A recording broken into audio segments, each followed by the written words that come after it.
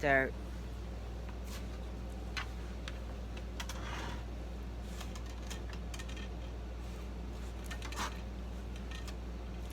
Hi everybody. I'm going to read you a story called Pondlarker. Here we go.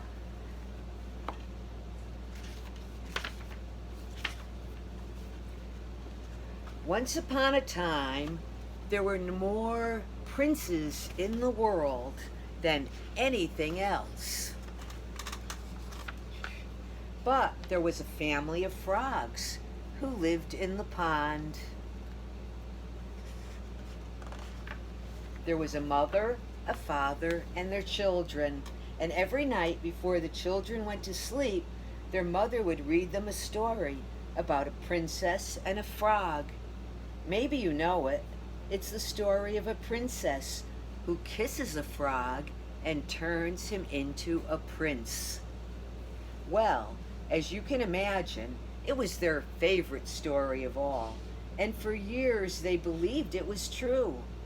But as time went by, the young frogs grew older and went to work. They got married and settled down and had families of their own. They soon forgot such childish things. Except for one of them, that is. His name was Pondlarker. Pondlarker never forgot the story and was always on the lookout for a princess to kiss him. He dressed like a prince. He walked like a prince. He even thought he was one at times. It got to be so funny.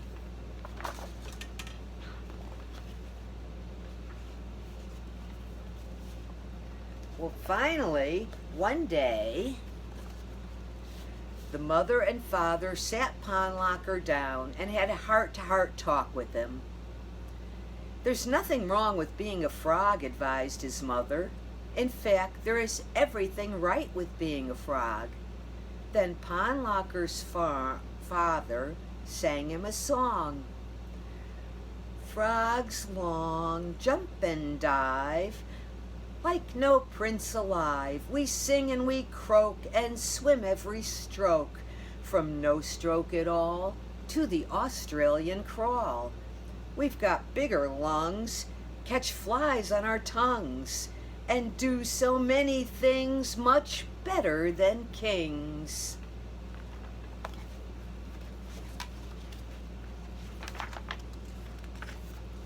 But Pondlarker's mind wasn't convinced at all. So one day, Pondlarker happened to see a sign that read, "Princess, 4 miles." Well, what did he do? He up and left the pond behind him. Pondlarker was little aware of the dangers that lurked ahead.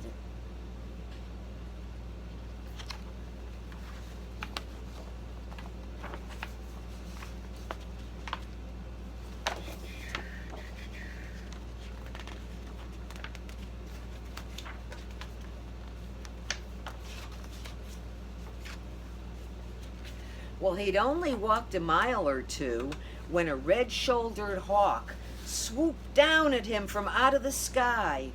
And with all the princely bearing at his command, Pondlarker quickly drew himself up, unsheathed his sword, and yelled, "En garde!" Well, the hawk was so confused, he withdrew from the battle and he flew away.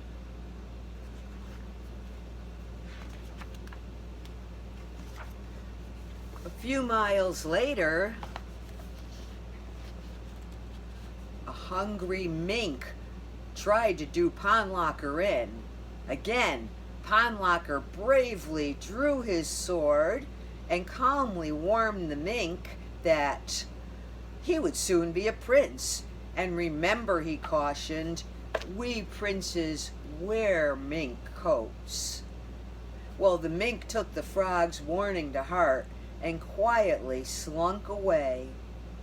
Sheathing his sword once more, Pondlarker continued to follow the signs that led to the princess.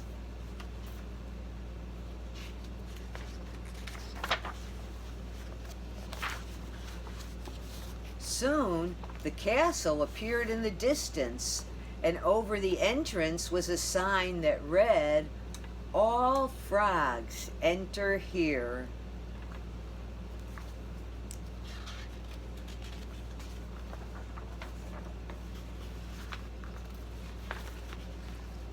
Pondlarker entered the castle and climbed the stairs and finally arrived at the bedchamber, and lo and behold, there she was, his princess. Well, not a princess exactly, not like the one in his dreams anyway, for this princess was old and white-haired and lying in bed, but she was a princess all the same. "So it's true," exclaimed Pondlarker. "I was right all along. Princesses really do kiss frogs."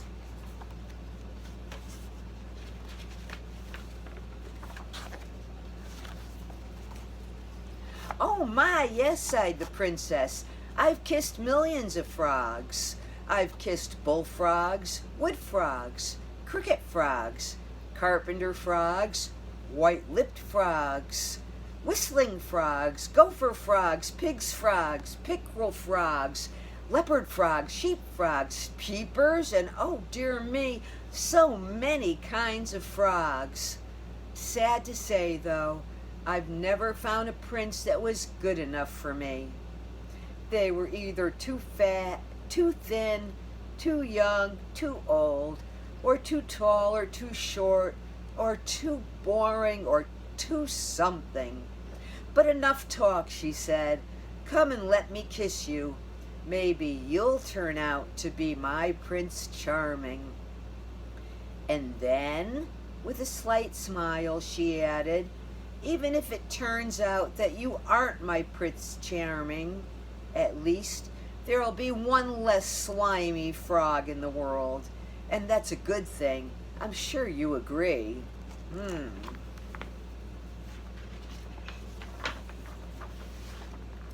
Well, what do you think the frog did then?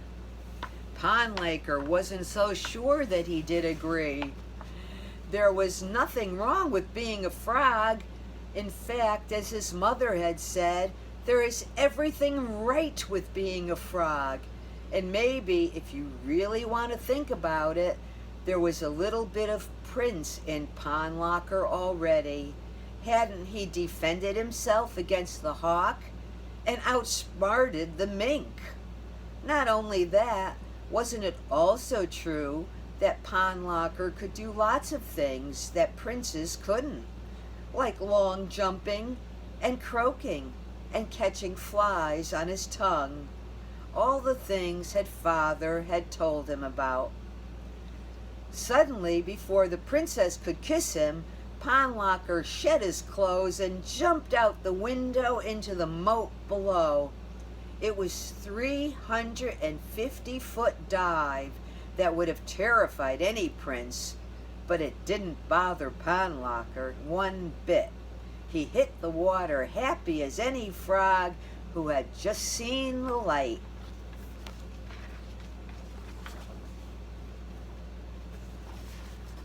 All the way back to the pond, he sang his father's song. The hills echoed that "We've got bigger lungs, catch flies on our tongues, and do many things better than kings." Well, Pondlarker finally settled down in the pond and did so many things much better than kings.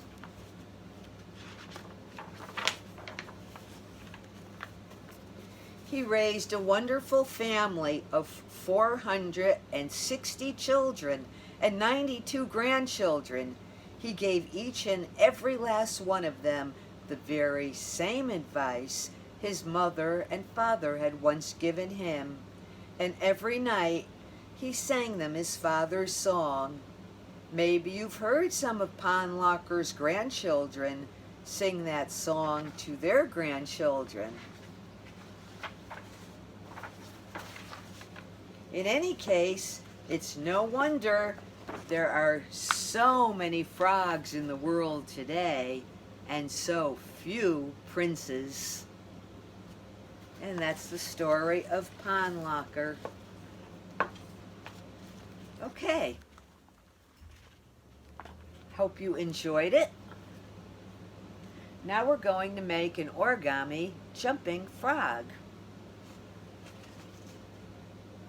You can take a piece of regular paper from a copy machine, or I'm going to use a green piece of copy paper, or you can use a green construction paper, or any color construction paper for that matter, because frogs come in all colors and sizes. Okay, first, and I'm going to fold on a flat surface, but I'll hold it up for you to see. I'm going to take the short side and I'm going to fold it over to the long side.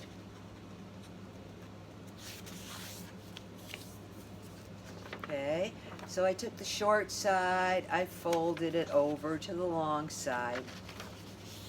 I'm going to open it up and I'm going to do the same on the other side. I'm going to fold it the opposite way.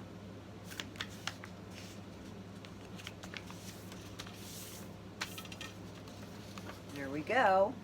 So I folded it one way over to the side, then I opened it up, folded it the other way to the side. Now I'm going to put it down, and I'm going to just let me fold this backwards. Okay, so now I took it and I folded it over to where the lines met on the bottom.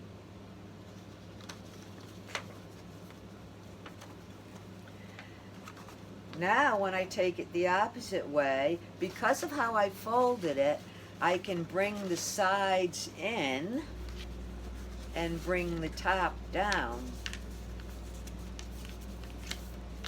A little tricky, not too tricky, because if you made the folds right way, see that? It automatically folds in. The sides can go in and the top can go down.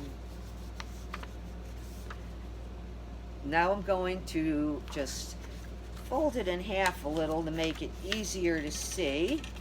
So I folded the whole thing in half, opened it up, and I'm going to take one corner of the triangle and fold that up to the top point.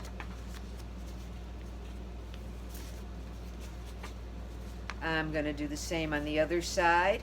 Take the corner of the triangle, fold it up to the top point. Okay, now I'm going to take each side and fold each side into the center line. And I'm going to do the same to the other side. Okay, so again, I took each side, I folded it into the center line, and I did the same with the other side, folded it into the center line. Okay. Now I'm going to take this whole piece where the bottom diamond shape, I'm going to take this and fold the whole thing up. Okay, so I took the bottom and I folded it up. Now I'm going to take this piece and fold it down to the bottom line. Okay, now believe it or not, I have my jumping frog. So if I put it down on the table, there I have my frog. And when I gently tap the back, let me see how you can see it. There we go.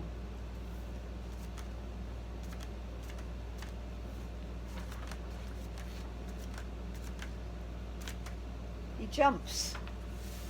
You can decorate him any way you want. I'm just going to give my marker and give him some eyes. I'll give him some big eyes, like big bullfrog eyes.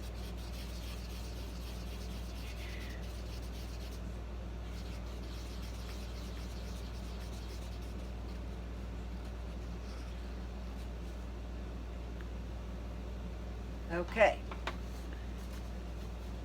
And there you go. You have your jumping frog. Here's another one. So if you make more than one,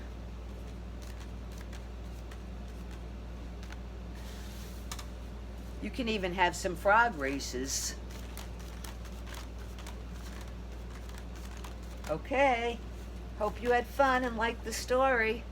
See you again next time.